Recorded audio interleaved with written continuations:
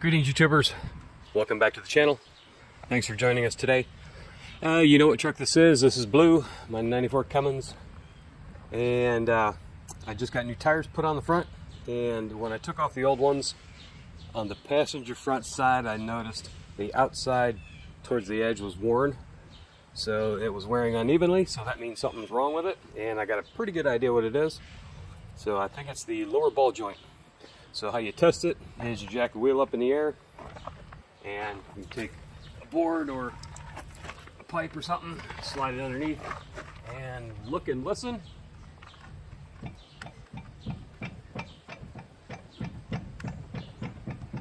Yep, that's not supposed to do that. So that is definitely the reason my tires are wearing out on one side. So I'm going to take the wheel off and take a look at the ball joint, and let's go ahead and replace it. Alright, so we got the front end jacked up. Just a little more. What you want to do is you want to check it periodically, at least once every 6 months. So check your wheel. It'll go side to side. Feel free to play. It moves, but it's not a notchy clicking. And it's got a little bit of flex with the way the metal is. So that means it's okay. So go east to west, go north to south. Just a tiny bit, but that's from the axle bearing.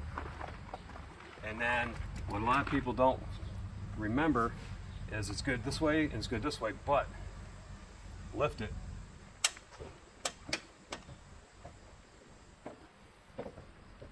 That's over ½ inch play, and that will definitely wear the inside or the outside of the tire. So we'll go ahead and zip them off.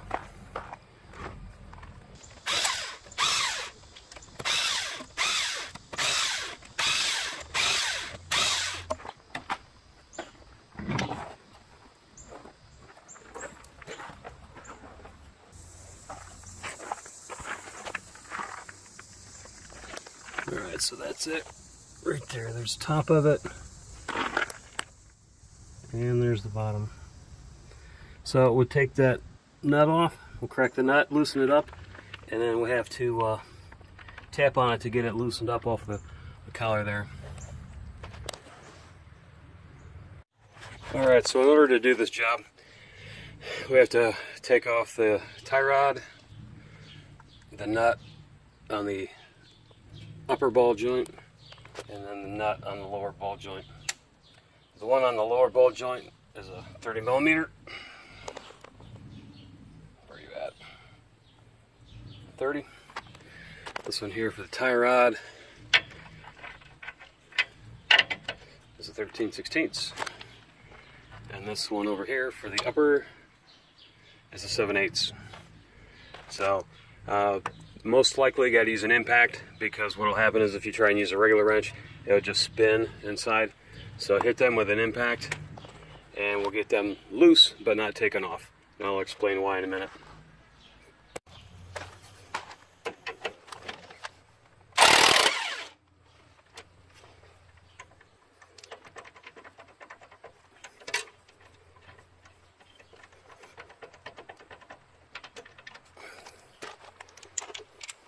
Alright, so with this one, it's hard to get it in the right angle.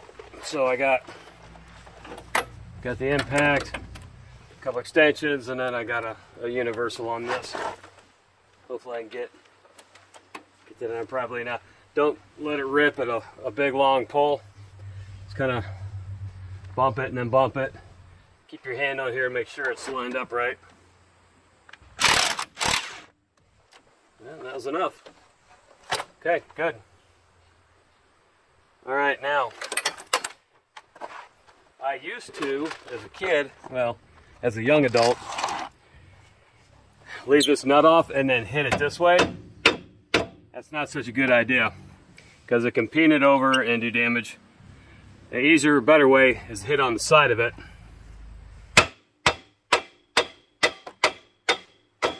Make sure you don't hit the boot.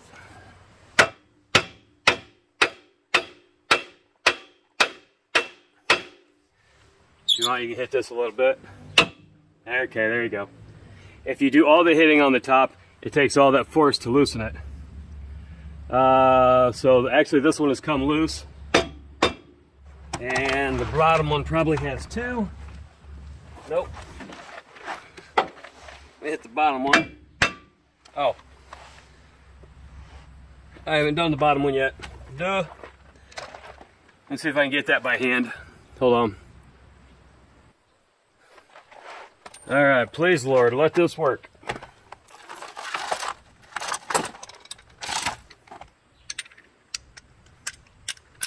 If I can bust this loose. I'm gonna pull on it real hard. See if I can kind of pop it instead of spinning the spindle in there. Alright.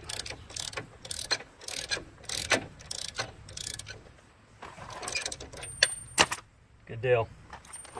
Let me get that off a little more.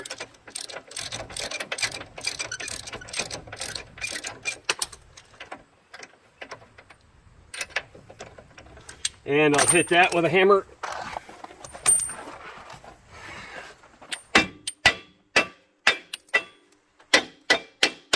There we go. Now, what you want to do is as you take both of them off, this thing's going to want to fall. So you can like get a milk crate or some 4x4s, and that way you can just loosen this up, take it off, take that one off. Alright, so I think what I'm going to do is I'm going to get this 6x6 and this piece of deck lumber, put it on top of here, put it under here, and I need to undo that one first because if I put the wood there it's going to be in the way. So I'll undo that one and it'll still have the tie rod and the upper ball joint holding it in place, and then I'll probably loosen the upper ball joint, and then as soon as I start loosening this one it will keep going down, and at that point I will have my hand underneath here to hold it in place so it doesn't drop. What you can do is also get that set up so you have about the right height. If it falls down to here, that's like 3 inches. That's going to not be that big a deal. You can also put, I got another 4x4. Quick logistics here. I could do that, and then it won't fall very far at all. But then it won't be long enough to get that out of there. So I think I'm going to go with this and the deck board.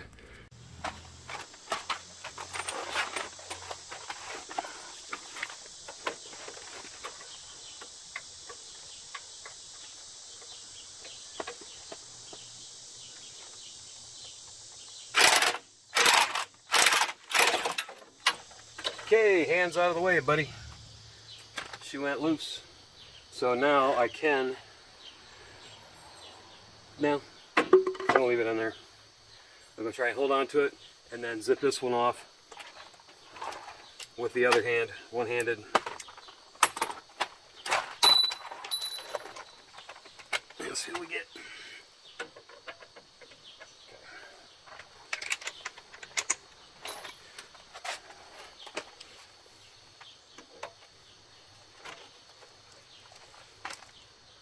Okay. Or I can hang on to it like that. Oh, it's already loose. Yeah.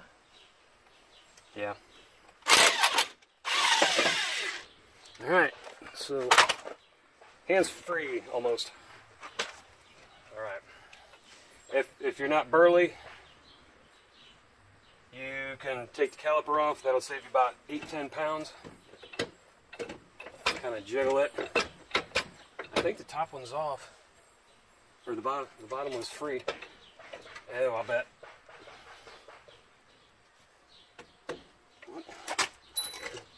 Oh, we're not clear of the bottom one yet. Thought we were, but we're not.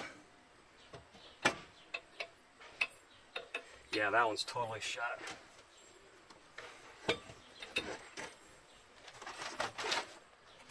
Watch your fingers, people.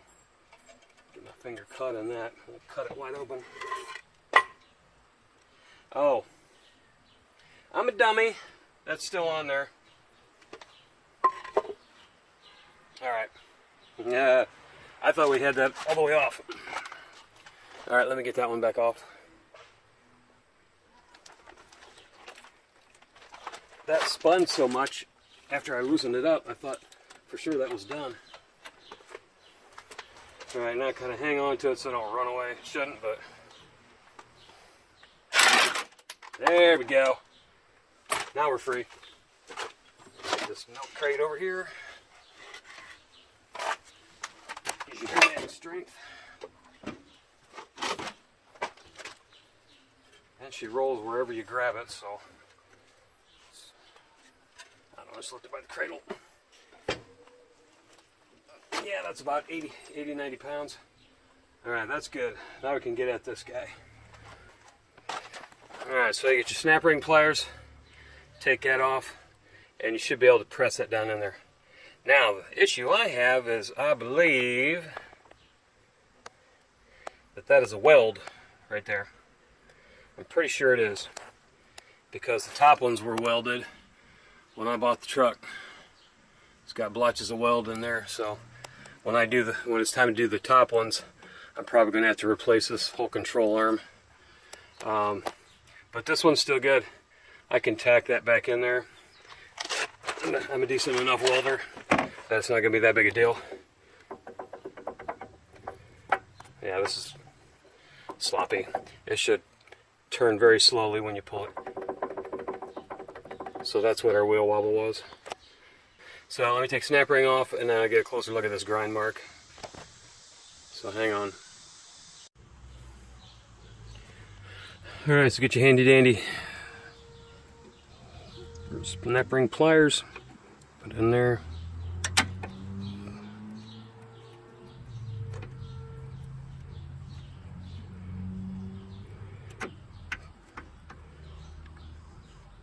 There we go, just like that. Take that off and let's take a look. Yep, it's definitely welded. Good grief. Good Lord, they put a bead on that. All the way around there. And here. So I'll have to grind that off. I'll hit that with a hammer a little bit. See if maybe it is, if that weld has come loose, because you see right there, some of it might have come loose. Nope, she's welded. So I will get my cutoff wheel and carefully grind on that. So as you notice, a few minutes ago we were in the hot sun, and now we're in the shade. Thanks to my easy up I fixed a couple years ago, if you remember that video. So braces are still holding strong and she's still working. I use this one mostly to help me get some shade in the driveway while I'm working on stuff. So let me get the grinder out. I'll grind that loose, then we'll pop that out.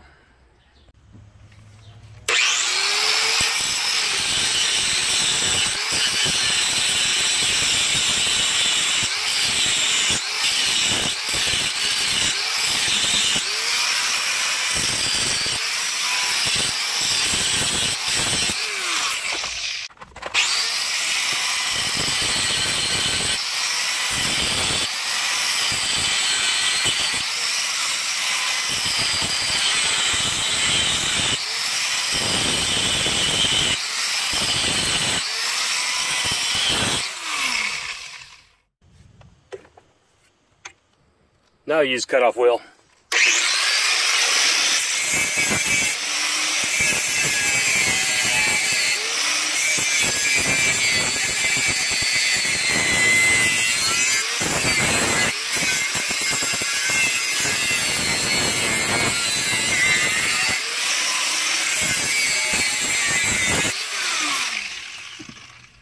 I think that should work.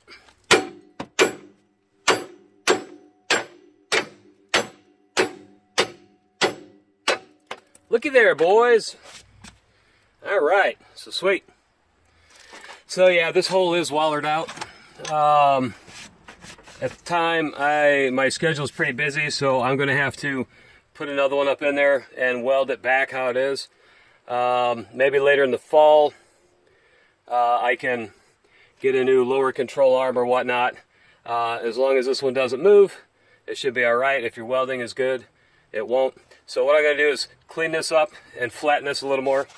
You'll notice I did minimal damage with the cutoff wheel because I came just lightly laying on the top of this control arm and cutting in to the ball joint itself.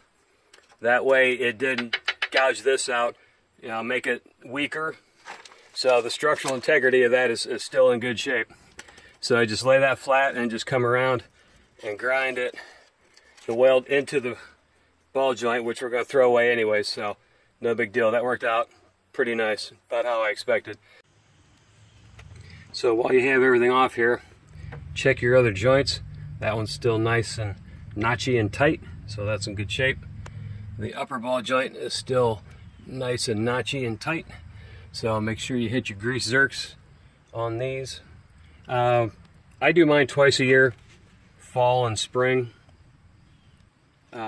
This truck actually doesn't get driven in the winter, so I could do, I don't know, you could do it once a year, but definitely at the beginning of the season. So probably spring would be the best bet for me. That way it's good for the year, and then it gets parked during the winter. So yeah, make sure you keep up on these, and also, you know, the other ends of the tie rods. That one's a smidge loose, not ratchety loose, but it doesn't hold as tight. Well, probably because it's got all this weight on it. But anyways, keep all them, that one, and that one. I forgot to grease mine for about 2 years and ended up having to replace all this stuff under here. Pitman arm, all that stuff, and it cost me about $800–900. So a third of a $2 grease cartridge in a grease gun by not being used. So about $1.25 in grease cost me $700–900 in replacing all these parts. So do your maintenance, people. Alright, so here's your new ball joint. I'll put a link in the description below for where I get these. They're a pretty good price, and they're lifetime warranty. So in order to press this in, you want to take the rubber boot off, and then you get the socket that fits around this outside edge. That would probably be at least a 2-inch deep well socket, or if you get the portable hand tool kit, they have them at Harbor Freight, or a lot of times you can rent them from like Advance or AutoZone. Half the time when you do that, they're garbage and they're all wore out. But basically you get this, come on the side, and you press that up with the fitting on top of that with the kit, and it'll press that in, and then you put your snap ring over top of that, and she's good to go. And then once you get that done, you put your boot back on. Alright, so here's the kit we got, Harbor Freight, and it was 90 bucks, which has gone up because it used to be like 70. So get it while you can. Use a 20% coupon, helps bring the price down. So take a look at this. Alright, lovely. So I just paid 75–80 bucks and it don't work. This is not long enough because this doesn't seem to have the right setup for pushing the bottom end of a ball joint in. It's got for that, maybe this is for small cars and trucks that have tiny bearings, but I gotta have this on the bottom to be able to push that through, and then this small cap to press it through. But yeah, there's no room. I need about an 8 or 10-inch C-clamp, so this isn't going to do me any good. So yeah, thanks Harbor Freight. I'm going to have to improvise something else. As always, I got to modify pretty much everything in my life. Alright, so I kind of got something on here. Let me get this here. The upper control arm is right in the way. I can't, if I have somebody hold that or put a piece of wood here and here, I could have a little clearance. I'll probably do that. But I can probably get it finished by doing that. I can't get the impact on it because it's in the way, but we'll see what happens. I'll just wrench it by hand. Hopefully I can keep it at the right angle so it goes in straight.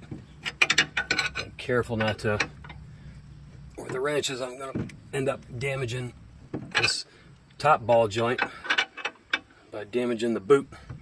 So you want to watch and make sure you don't do that either. Alright, so the one thing it may save me is just using that right on the top of the ball joint. So I'm going to wrench carefully on that, and that should get us where we need to be. Well, that seemed to do the trick. I really didn't want to do it that way because I didn't want to damage that thin membrane in there. I don't know, but this has to be all the way up in there because it has to match the length between here and here exactly, or else that won't snug up when you go to tighten it. It'll be off, and it'll make your steering at a odd angle and mess things up, wear out your tires, and it's not strong.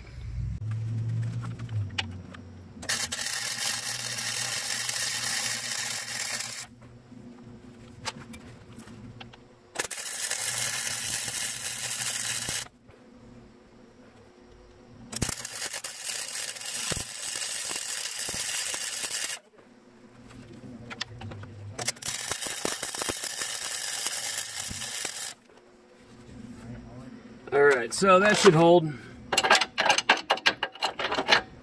Want to be careful that I didn't get too much spatter up in here to where it was blocking the snap ring. So I should be able to get the snap ring in there.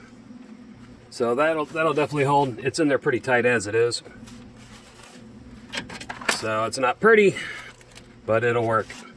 And also I didn't want to heat this up too much because it'll definitely melt the grease that's in there, which we're going to replace anyways, but it could, if there's any thin metal or any inner membranes, rubber or whatnot, diaphragms, it can melt that too. So don't want to heat that up too much. So I'll go ahead and put snap ring on, and then we'll put everything back together.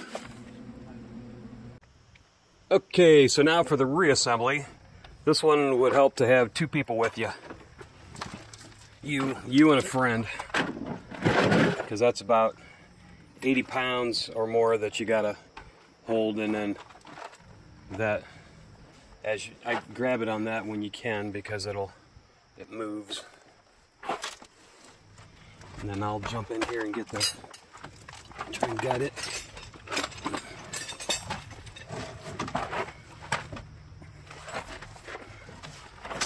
Down. I'll get the bottom one if you want to get the top.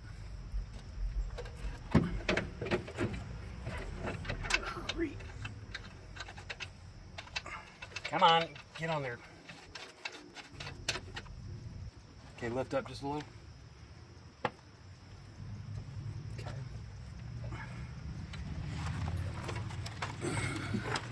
Right, push this one down.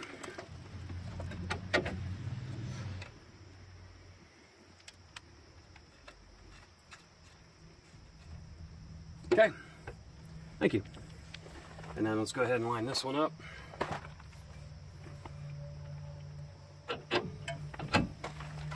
Sweet. Thanks, sir.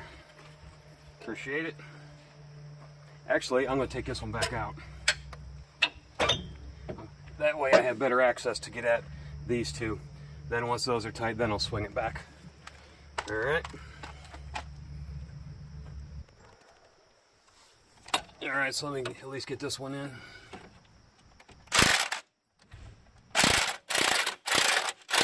Oh no, it's spinning. That is not good. Oh. I may have to do the bottom one first. And that one I got to do by hand because I can't. There's not enough room in here. So let me get the bottom one tightened up and then we'll top off the top. Okay, so I got lucky. Have my helper hold here and here to push this up in. Then I hurry up and hit it with the impact, and that did tighten it up properly. So we got lucky there. So while I'm also in here, I'm going to hit the grease zerks, this one, and then after I put the tie rod end in, I'll grease that one too. So right now I got good access at these, so I'm going to go ahead and grease them.